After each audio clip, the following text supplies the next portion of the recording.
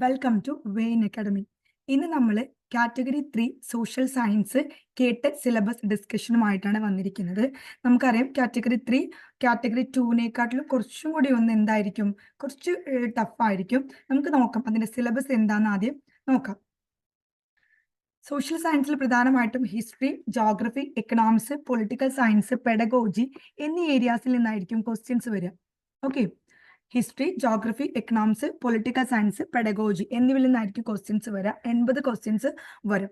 അതിൽ ഹിസ്റ്ററി ഏരിയാസിൽ നിന്നും 15 ക്വസ്റ്റ്യൻ നമുക്ക് എക്സ്പെക്ട് ചെയ്യാം.